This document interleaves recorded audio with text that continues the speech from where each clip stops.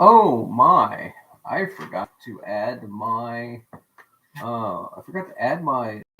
patented treasure hunt to the show today, and so I'm feeling a little bit naked.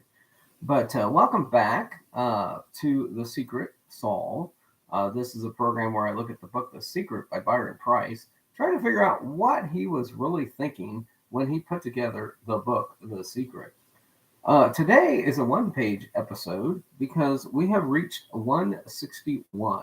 That's right, we've reached 161 in the book. Uh, and so we are going to talk about the spirit of St. Louis and see how this may play into the solved locations. Now, I don't know if Byron would be so bold as to actually put the name of a city in which he put a cask in the title of one of the articles in the back of the book, or whether he's just messing with people. But let's just look at the spirit of St. Louis, also known as the Babbitt Redux. The Babbitt Redux. Well, the first thing I looked up, since it mentioned Babbitt, was Babbitt. And let's see what happened to Babbitt. Babbitt is a novel by Sinclair Lewis. It is a satirical novel about American culture and society that critiques the vacuity of the middle class life and the social pressure towards conformity. Well, later on in this article, it does talk about the theme of the middle class and striving to be middle class and how that is a standard. So I can't help but feel that the authors here were trying to point us to Babbitt, the book by Sinclair Lewis. So basically, there is no plot really in the book Babbitt, but it is about over a 7 days of Babbitt's life. Uh, the first seven chapters are about a single day. Uh, he has a son, and he needs his son to try harder at school. The office, he dictates letters and discusses real estate advertising with his employees, and he realizes dissatisfaction with the American dream. And so he gets elected vice president of the Boosters Club, finds out that Paul shot his wife, Zelia. Babbitt immediately drives to the jail where Paul is being held, trying to think of ways to help Paul out. Shortly after Paul's arrest, Babbitt's wife and daughter go to visit relatives, leaving Babbitt more or less on his own. Babbitt begins to ask himself what it was he really wanted in life. In time, Babbitt begins to rebel against all of the standards he formerly held. He jumps into liberal politics with famous socialists, single tax litigators, conducts an extramarital affair, goes on various vacations, and comports about Zenith with bohemians and flappers. So anyway, this is about a well-conformed middle-class person who breaks out. Um, so the setting for this has been debated because it's in a fictionalized city of Zenith, and I know Zenith made televisions, and I don't know if there's a connection to that, but many cities claim to be the uh, town in which Zenith is modeled. But I'm going to narrow it down to the ones that Wikipedia narrowed this down to, and that is Kansas City, Milwaukee, and Minneapolis, and Cincinnati. They also throw Duluth in here. But anyway, since Cincinnati is where Sinclair Lewis, the author, had actually spent some time about the time the book came out, and many say he was researching this book. I'm going to say that perhaps this is a link to Cincinnati, Ohio. Well, it would be remiss uh, if we didn't talk about well, if we didn't talk about Sinclair Lewis, since that's the author of Babbitt. So Sinclair Lewis, Harry Sinclair Lewis, another Louis, we're talking about the spirit of St. Louis, and so maybe we're really just talking about the spirit of Harry Sinclair Lewis. Do you get the juxtaposition that the authors were going for there? So we're talking about the spirit of Sinclair Lewis. And we're looking at Sinclair Lewis, and the picture on the Wikipedia shows him in 1930. And he has these strange looking eyes, and he has a slightly rounded face. And I'm now starting to wonder if the image figure that many people think are Montreal might be of Sinclair Lewis as the central figure, perhaps, or perhaps not. Okay, so he was born in Sauk Center, Minnesota, began reading books at a young age, and kept a diary. Ah, well, another diary keeper, kind of like Lee. Lee kept a diary as well. Anyway, so the following year, Edwin Lewis married Isabel Warner. Remember we talked about Edwin and Edwina? His father was Edwin J. Lewis. And so Edwin, I don't know. This could be it. So he was in the Spanish-American War, had some time at Yale University. I completed a bachelor's degree in 1908. He lived on the Englewood, New Jersey Helicon home colony, and then he traveled to Panama. So Lewis' earliest published creative work appeared in the Yale Current, in the Yale Literary Magazine. Lewis worked as an editorial writer for a newspaper in Waterloo, Iowa. He came to the Camel by the Sea Writers Colony, and this is a basically Monterey, California group situated on the Monterey Peninsula. And that was in 1908, and he worked for the McGowan sisters, and she was a writer for the Saturday Evening Post. And then he met George Sterling and stayed with roommates and friends of writer William Rose Benet. And eventually this left Lewis eventually in San Francisco, where he got a job with the San Francisco Evening Bulletin. Then he returned to Carmel, and he met Jack London. Well, we met Jack London earlier in the book with The Call of the Wild, right? And The Call of the Wild we discussed pretty extensively, if you will. So he worked on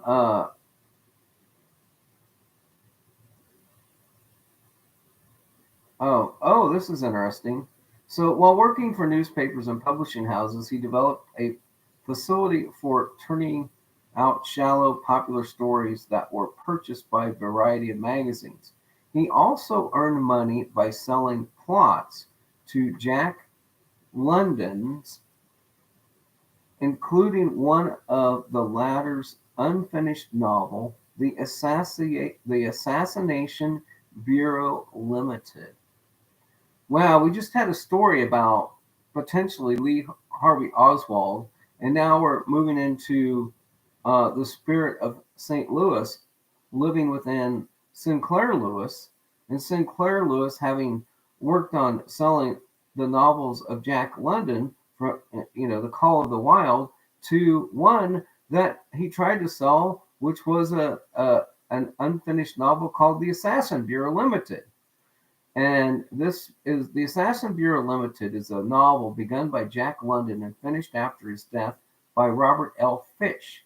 It was published in 1963. The plot follows Ivan Dragomilov,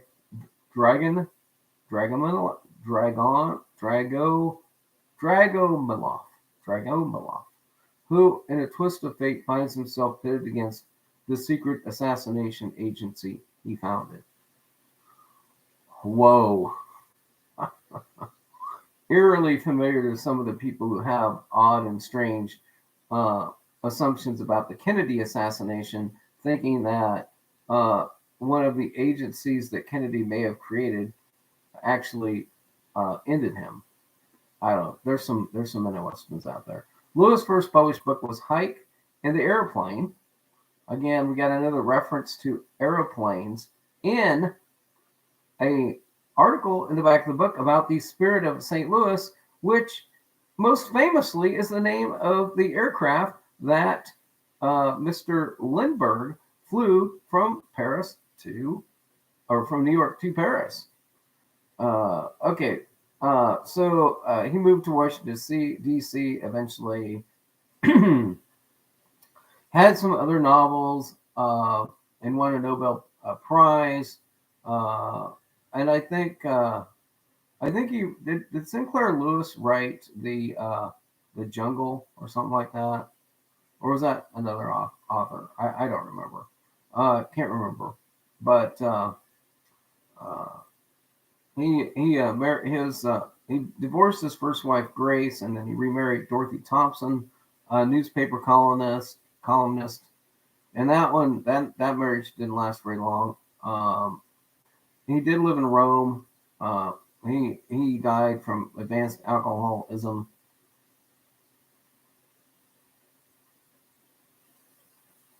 So there you go, Sinclair Lewis. I swore he wrote the book, the Jungle, but that must be somebody else. I don't know. Well, I'll look that up later. All right, the next mention in the book is about Belton or belts, Bible belt, grain belt, sun belt, gun belt. Well, I wondered if this just meant Belton, Missouri, because the Spirit of St. Louis is over there on the same. Well, Belton is over on the Kansas side of Missouri, and so, or maybe they're trying to point out Belt Parkway in New York City. They mentioned belt too many times for it to not mean something here, and I immediately went to the Belton, Missouri connection. And probably the reason I went to the Belton, Missouri connection on this was because of Walt Disney. And why do I always I unfortunately close my tabs and I don't have them open.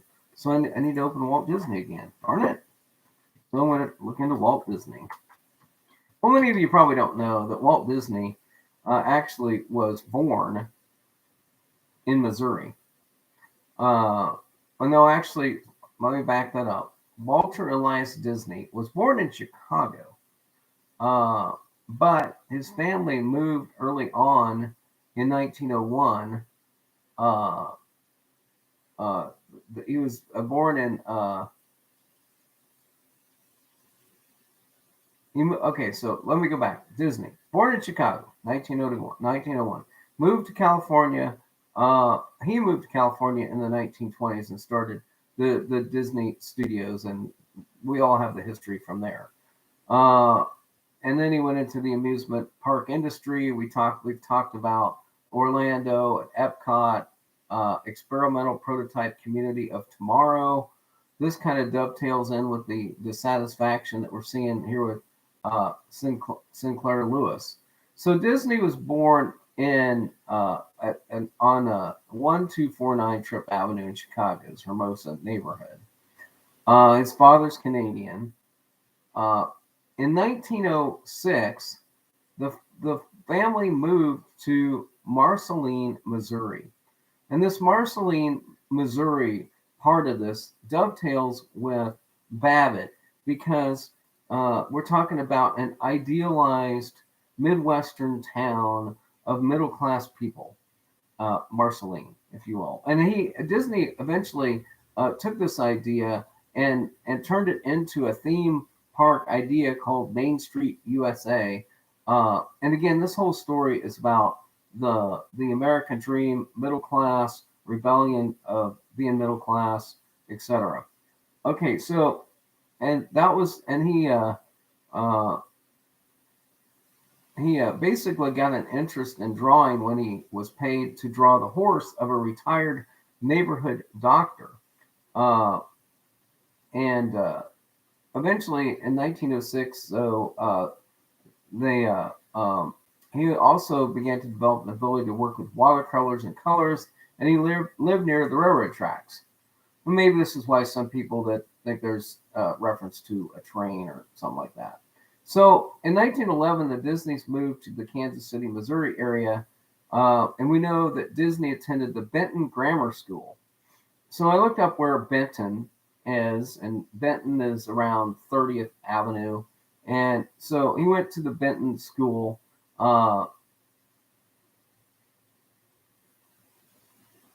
And then in 1970, at 17, Elias bought stock in the jelly producer Ozell Company and moved back to the city with his family. And there he enrolled in McKinley High School and became a cartoonist uh, for the newspaper. So by 1917, Disney is back in Chicago.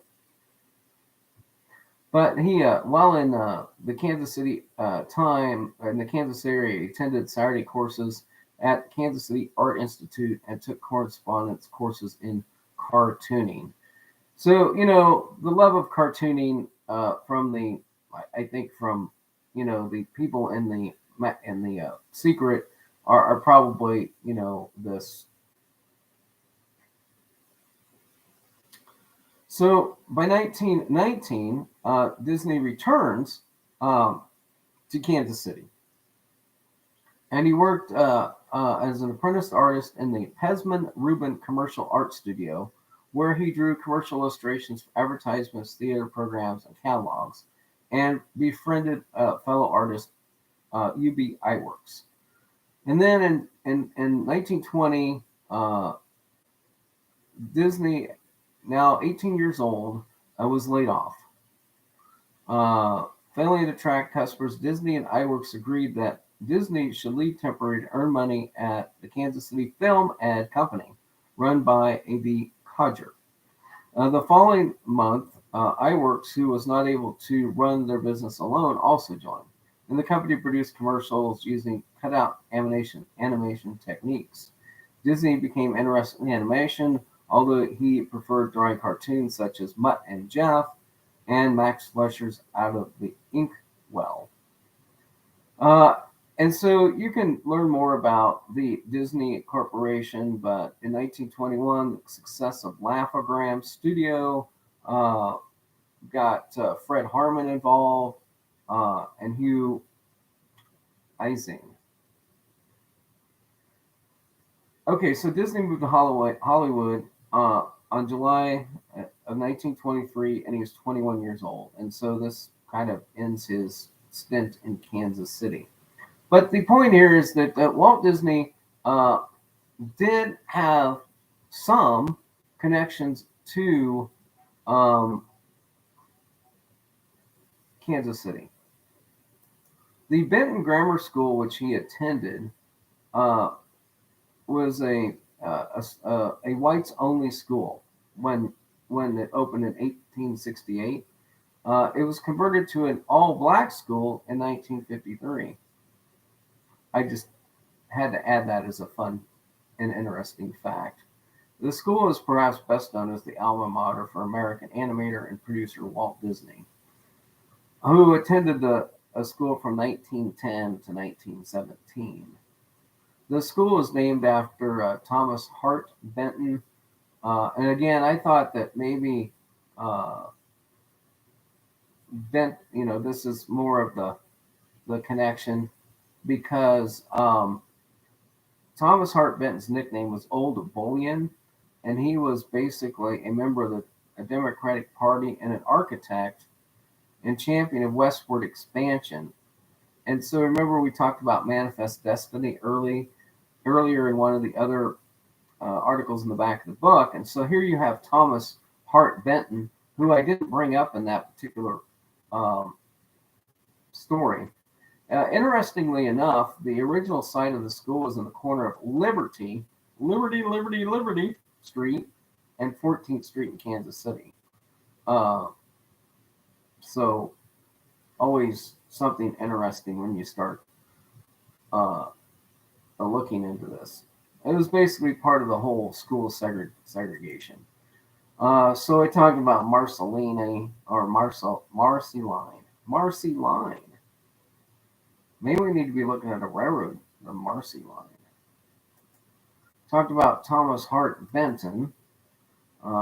Talked about where the Benton School was. We know that a chauvinist is a person displaying excessive or prejudiced support for their own cause or group, in particular, a man prejudiced against women. So I had to look up what chauvinist meant because I wasn't sure. Shake and Bake was introduced in 1965 by General Foods. It's currently under the Kraft Heinz brand. I don't know when Kraft and Heinz bought this out, but we know the Kraft is a Boston thing. Uh, Shake and Bake, the General Foods Company. We've I think talked about General Foods before, but it has to do with uh, the Postum Company. And remember, we have that Post, and we have the Post Dispatch in St. Louis. So the St. Louis Post might be the spirit of St. Louis reincarnating himself into somebody that made Post cereal. Well, Post started out in Battle Creek along with the Kellogg's Company, etc. And we've talked about the Post uh, cereal brand before,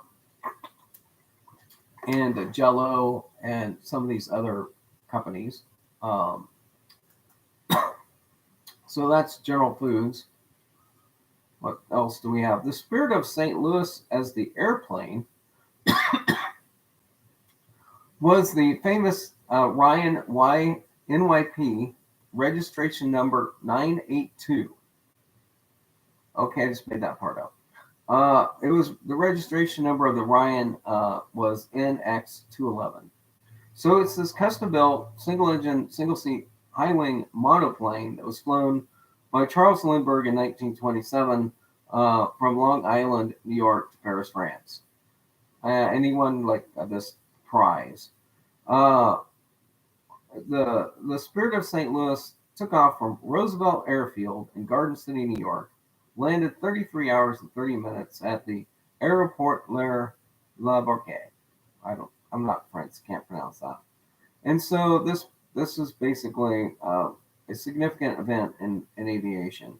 So one of the people that was involved in getting this project underway is Donald Albert Hall, and he's an aeronautical engineer and aircraft designer who's most famous for having designed the Spirit of St. Louis.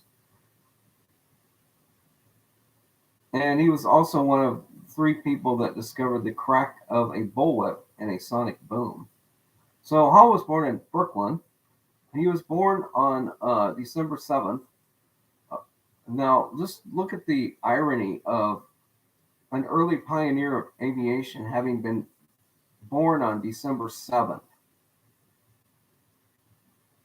And what happened many years later on December 7th, involving his passion, aeronautics. Okay, so he worked at the Curtiss Airplane and Motor Company as a junior draftsman.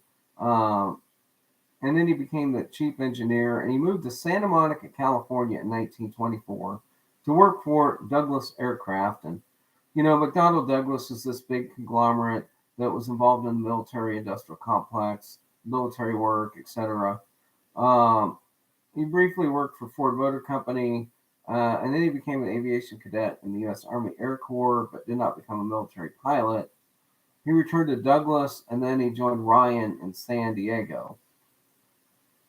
And he was brought in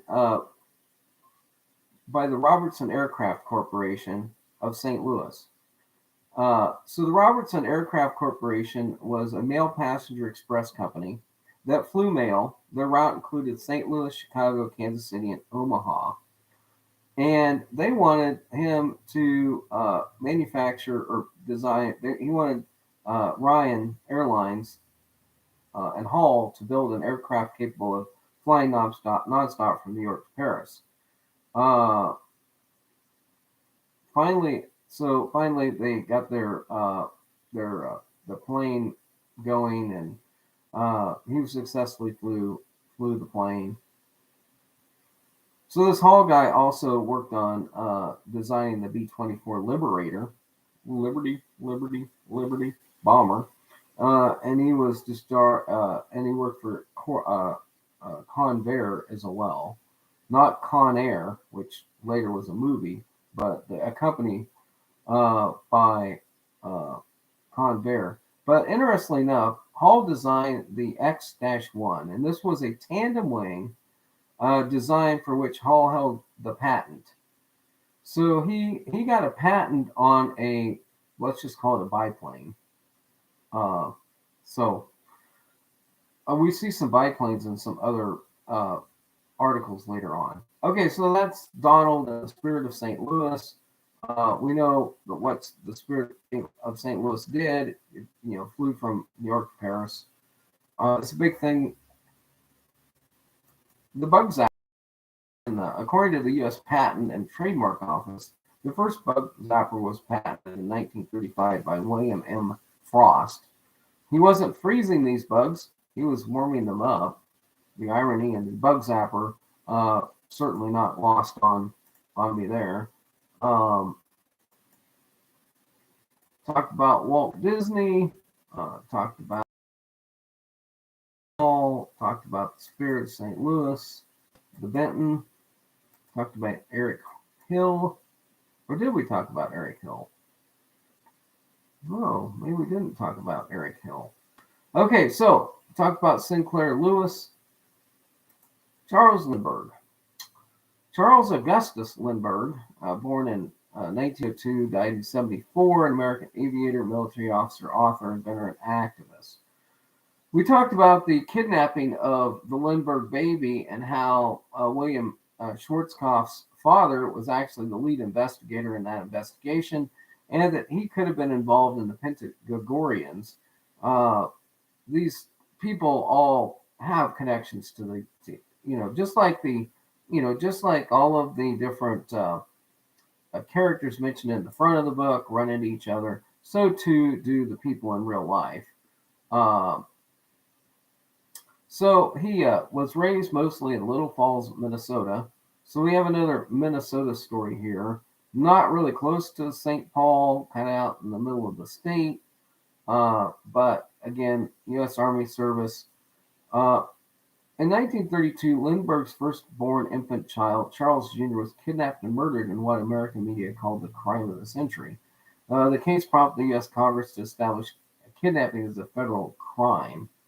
So this was a big deal, people. Honestly, the kidnapping of this baby was front page news all across the country. And as it turned out, the baby was probably killed shortly after being taken down this ladder, and they pinned this ladder on a guy that supposedly had an involvement. And I guess I'll just read about that.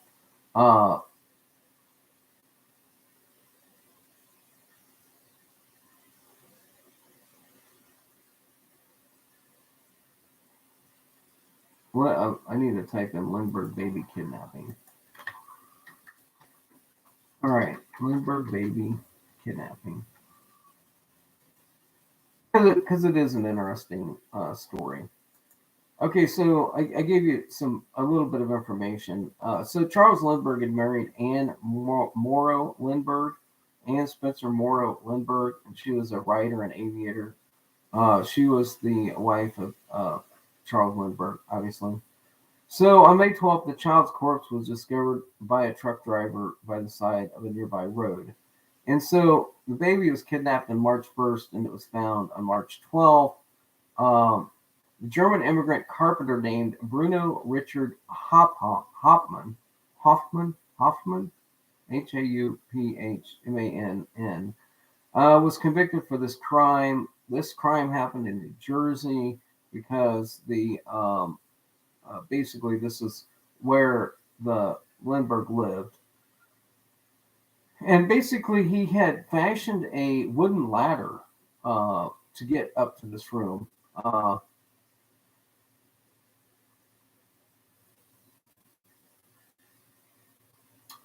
J. Edgar Hoover got involved in this as well.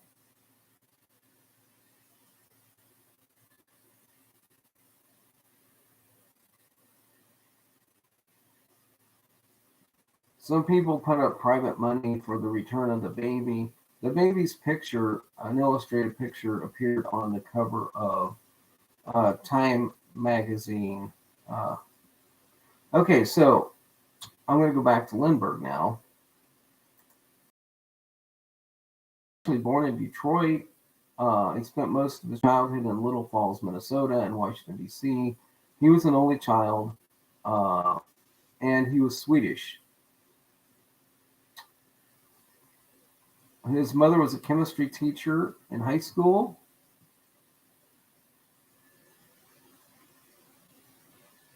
He showed an early interest in mechanization. He was an airmail pilot for Robertson Aircraft Corporation. And that was a company where he flew out of the Lambert St. Louis field. So we're talking about Lambert Airport, we're talking about St. Louis.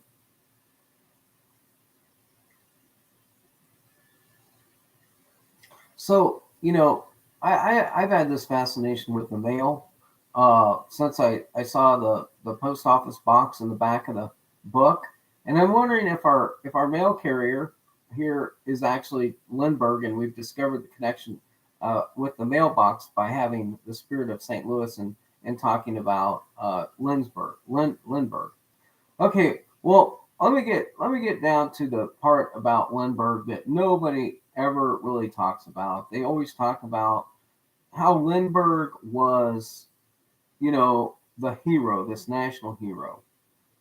Uh, and they mention in the story here about we all know what a chauvinist is.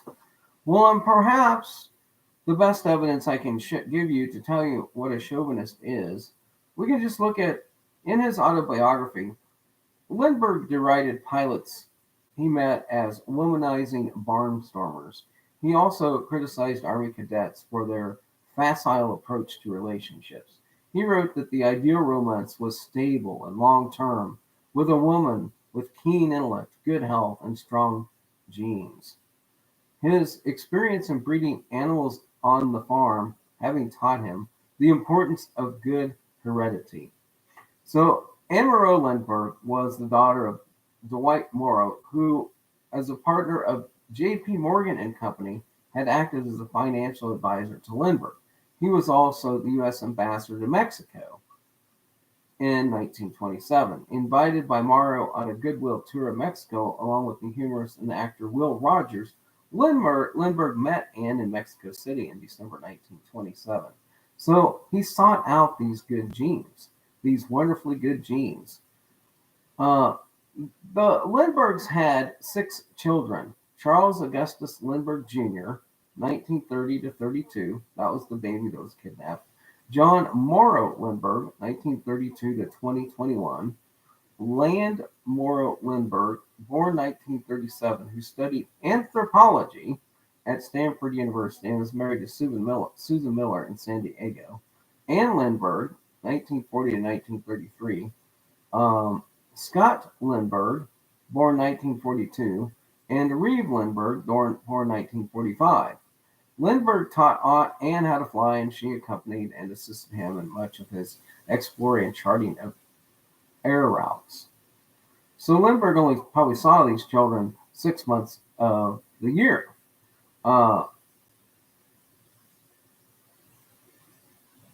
Lindbergh's grandson, aviator Eric Lindbergh, one of 8 children of John Lindbergh, had notable involvement in both the private space flight and electric vehicles. Um, so we talked about Lindbergh, right, and his ideal woman. Well, when he went to Europe in 1936 to 39, he was an intensely private man. He became exasperated by the unrelenting public attention in the wake of the kidnapping and was concerned for the safety of his 3-year-old son, John. Consequently, in the pre dawn hours, the family sailed Fugitives from Manhattan to Liverpool, the only three passengers aboard uh, were the Lindberghs. Uh, so he went to Europe, basically. They rented a long barn in Kent. Uh, the Lindbergh lived and traveled extensively around Europe for years. Uh,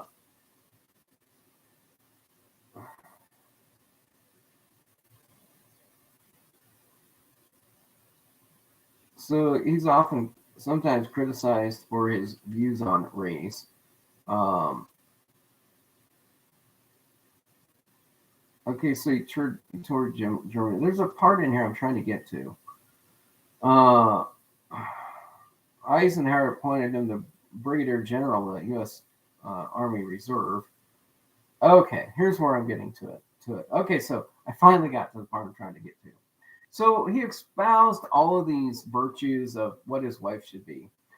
Beginning in 1957, General Lindbergh engaged in a lengthy sexual relationship with three women while remaining married to Anne Morrow. He fathered three children with hat maker Bridget Hessheimer, who had lived in a small Bavarian town of Gerdestedt. He had two children with her sister Mariette, a painter living in Grimstall. Lindbergh also had a son and daughter born in 1959 and 1969 with Valeska, an East Prussian aristocrat who was his private secretary in Europe and lived in Baden-Baden. All seven children were born between 1958 and 67. 10 days before he died, Lindbergh wrote to each of his European mistresses, imploring them to maintain the utmost secrecy about his illicit activities with them even after his death. The three women, none of whom he ever married, all managed to keep their affairs secret even from their children, who, during his lifetime, and for almost a decade after his death, did not know the true identity of their father, whom they had known by the alias Carew Kent, and seen only when he briefly visited them once or twice a year. However, after reading the magazine article about Lindbergh in the mid 1980s, Bridget's daughter, well, this obviously happened after the book came out, but anyway, you can see the hypocrisy here, and if indeed this is not a telling of the story of Babbitt, which we first talked about in real life, where a guy becomes disillusioned with his middle class living and starts associating with flapper girls in the case of Babbitt, and in the case of Lindbergh, uh, doing all this with these other ladies. Um, and so uh, I think that's why that's in there. So Lindbergh spent his last years on Maui in a small rustic seaside home. In 1972, he came sick with lymphoma, and the morning of August 26, 1974, died at the age of 72. Thus, bringing us to an end of Lindbergh. Well, I'm sorry it took me so long to get to that, but in summary, what we have in the Spirit of St. Louis and the Babbitt Redo is indeed the life of Lindbergh, which is a retelling of the story of Babbitt in real life.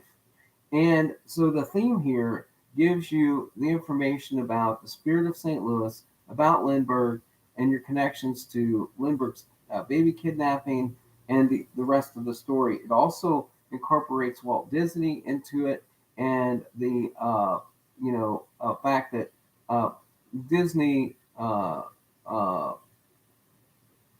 anyway, you get Disney as well in this story. So I think there are several themes in this story that can be used. Certainly the aviation. If you truly like St. Louis as a solved location, you've got the giant step, right? And the other thing about the Spirit of St. Louis is that I think it tells you about another family that truly lived out the same life or similar life that Lindbergh did. And whereas Lindbergh led his life in let's say New Jersey, Europe, etc. There's somebody that spent their entire life in St. Louis who had a similar situation involving children, extra children, and extramarital affairs, and not claiming the children that he had, and that will get you to the Limp family. And if you look at the history of the Limps in St. Louis, the Limp family incarnate is basically the same themes that are in Babbitt and are in Lindbergh's story. And so I leave that as my teaser to how you can take the information in the spirit of St. Louis and find the person that they're talking about,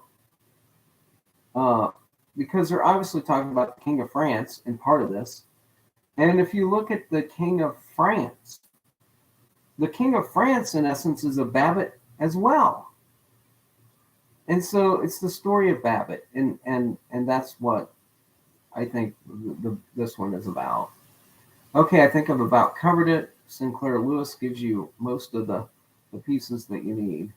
Well, it looks like Jeff decided to join in this morning. I hope you've enjoyed the conversation about the spirit of St. Louis. And I guess I'm going to take on another one of these, the Trontogur, and see if I can figure out what that is next. So let me queue up my notes on Janie Canuck and see if I can figure out who Janie Canuck is. All right, folks, I'll be back. Oh, I forgot to mention Spot. I mentioned Spot. Spot's a fictional puppy created by Eric Hill. He was an English author and illustrator of children's picture books. Well, isn't that what Byron Price was all about, was picture books? It was about this dog, this little yellow dog. It was first published in 1980. Where's Spot? So this was maybe a somewhat, I guess, recent reference to this particular story. Okay, I had a link on that. And also Anima and Animus. The Anima and Animus are stylized, are Jungian architects. And Jung is this philosopher.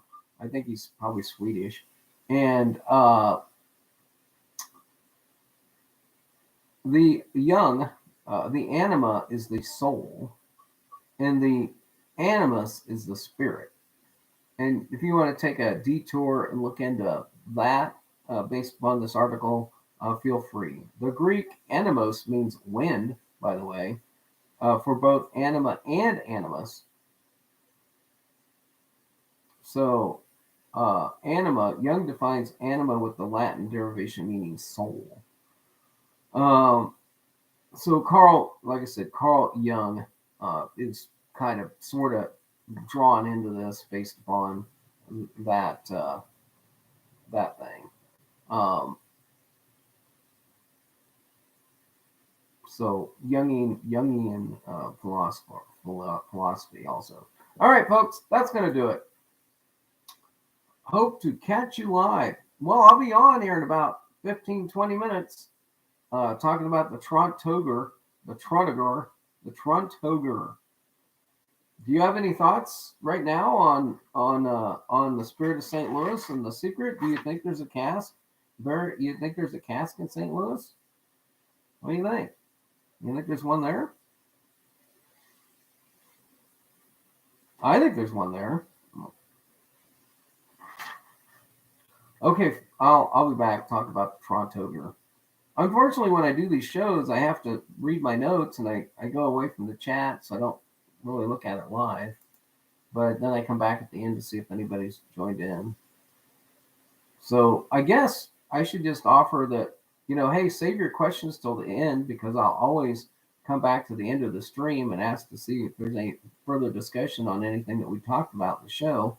And that's how I can get my audience incorporated into these live streams. So, okay, folks, catch you later. End.